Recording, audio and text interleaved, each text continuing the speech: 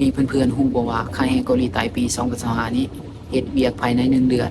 ได้ค่าจ้างประมาณเท่าใดเดี๋ยวคลิปนี้มีคำตอบถ้าพร้อมกันแล้วไปฟังกันเลยโอเค let's go Okay, let's go.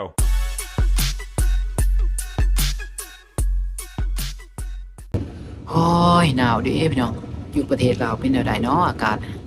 ในเกาหลีใต้นี่ช่วงนี้อากาศหนาวแฮงเลยพี่น้องติดลบแต่ละมื้อเลยติดลบตลอดหลายองศาติดลบตอนนี้ก็ออกไปถ่ายคอนเทนต์ข้างนอกนะอาจจะมีเสียงดังหน่อยนึงวันนี้ก็สิมาเว้าเรื่องค่าแรงขั้นต่ำของประเทศเกาหลีใต้เด้อพี่น้องคลิปนี้เหมาะกับคนที่กำลังศึกษาหาข้อมูลเกี่ยวกับประเทศเกาหลีใต้เพื่อสิมาเฮ็ดเวียกโดยในปี2025นี้ประเทศเกาหลีใต้ได้ปรับขึ้นค่าแรงขั้นต่ำจากเดิมชั่วโมงละ 9,860 วอนขึ้นมาเป็น 10,030 วอนต่อชั่วโมงนะพี่น้องเงินกีบก็จะตกประมาณ 148,000 กว่ากีบนะพี่น้องอาจจะสูงกว่านี้หรือต่ำกว่านี้แล้วแต่เรทของแต่ละมื้อช่วงนี้เงินวอนถ้าเทียบกับเงินบาทเนี่ยสารวัตรเตี้ยลงเลยนะแบบอ่อนค่าหลายแต่ก่อนนะค่าแรงเกาหลีใต้นะแต่ก่อนวันหนึ่งได้ประมาณ 2,000 บาทนะแต่ตอนนี้บ่ฮอดเลยพี่น้องประมาณ 1,800 กว่าบาทประมาณต่อวันมันก็เกิดจากเศรษฐกิจทั่วโลกที่มันผันผวนหลายนะเกิดจากภาวะสงครามทั่วโลกเนาะบ่ว่าจะเป็นสงครามรัสเซียกับยูเครนพวก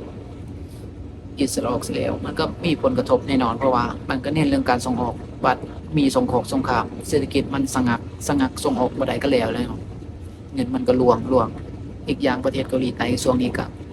การเมืองแบบสับสนวุ่นวายซะเหลือเกินต่อมาแม่นรายได้ต่อวันเด้อพี่น้องรายได้ต่อวันแม่นวันหนึ่งเกาหลีใต้เขาเฮ็ดเวียกวันละ8ชั่วโมงมาคูณเอา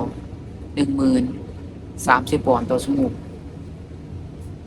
ก็จะตกประมาณ 8,240 วอนต่อวันนะพี่น้องเงินกีบก็จะตกประมาณ1,180,000 กีบต่อวันนะพี่น้องต่อมาแม่นรายได้ต่อเดือนนะพี่น้องรายได้ต่อเดือนก็คูณเอาพี่น้องเอา209ชั่วโมงมาคูณให้วันละ 8,240 วอนมันจะตกประมาณเดือนละ 2,96,270 วอนต่อเดือนเงินกีบก็จะตกประมาณ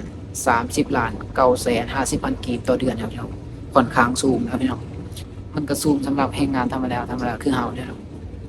คนที่เขามีธุรกิจอาจจะบ่ได้สูงเนาะนิดเดียวสำหรับเขาแต่ว่าสำหรับเฮาก็โอเคอยู่นะ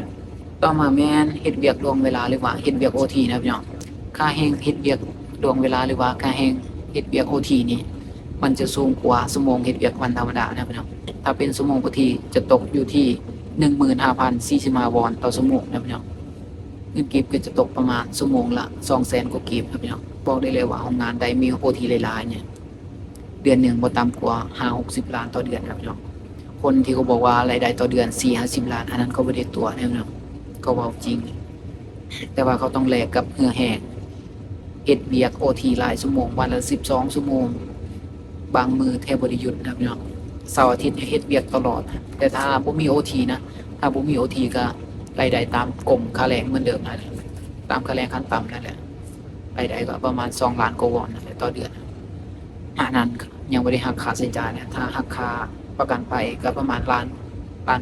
8ประมาณนั้นแหละเงินกีบก็ประมาณเหลือประมาณ20ปลายกว่าล้านบ่ต่ำกว่า25ล้านประมาณนั้นต่อเดือนนะคลิปนี้ก็ขอจบแค่เพียงเท่านี้เด้อพี่น้องถ้าเพื่อนๆสนใจคลิปคอนเทนต์อย่างนี้ก็อย่าลืมฝากกดไลค์กดแชร์กดติดตามกันให้ด้วยเดี๋ยวคลิปต่อไปอาจจะได้ไปสัมภาษณ์แรงงานลาวที่เขาได้เดือนละ 4-50 ล้านนะโอเคบ๊ายบายอันยอง